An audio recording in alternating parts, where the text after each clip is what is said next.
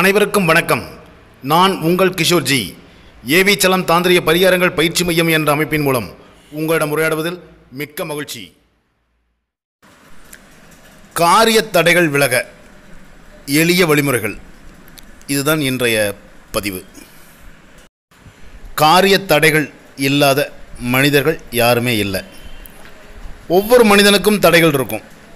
ஒரு சிலருக்கு பார்த்திங்கன்னா திருமண தடைகள் இருக்கும், இன்னொரு சிலருக்கு குழந்தை பாக்கியம் தடையாக இருக்கும், வேலை கிடைக்காது, வேலை வாய்ப்புகளில் தடையாக இருக்கும், முன்னேற்றத்திற்கு தடைகள் அதிகமாக இருக்கும்.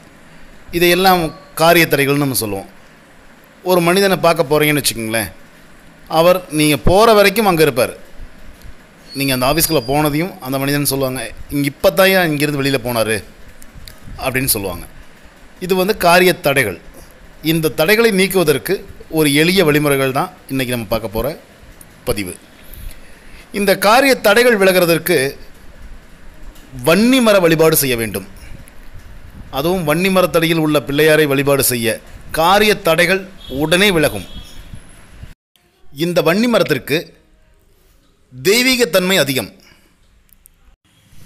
வன்னி மரத்தடியில் உள்ள பிள்ளையாருக்கு பால், இளநீர், மஞ்சள் கலந்த நீர் இவற்றால் அபிஷேகம் செய்த பிறகு ஒரு தேங்காயை உங்களை சுற்றி, அதாவது உங்கள் தலையை 3 முறை சுற்றி சிதறுகாய் விட்டு செல்ல நீங்கள் நினைத்த காரியங்கள் அனைத்தும் வெற்றி பெறும்.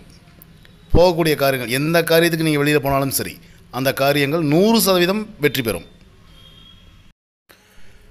நிறைய சிவன் கோவில்களில் இந்த வன்னி மரம் ஸ்தல விருட்சமாக இருக்கிறது.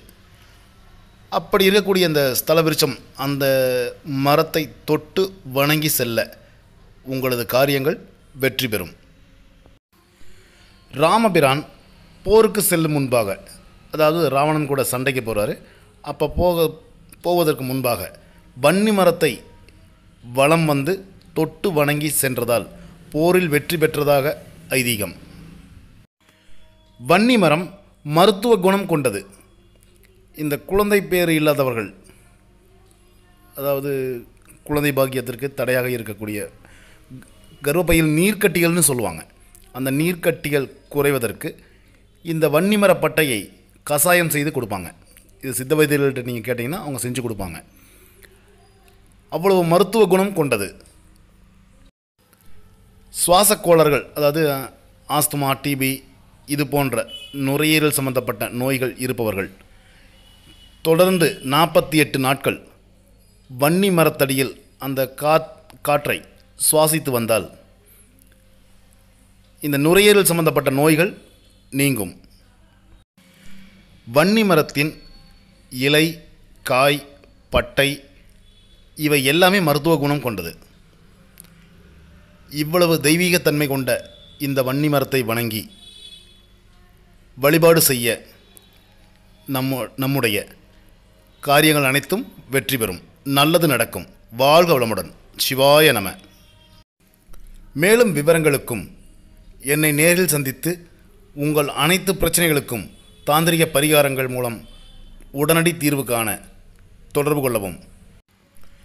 கிஷோர்ஜி, ஏவி சலம் தாந்திரிக பரிகாரங்கள் பயிற்சி மையம், அம்பத்தூர், சென்னை 53. தொலைபேசி எண்கள் 9566654582.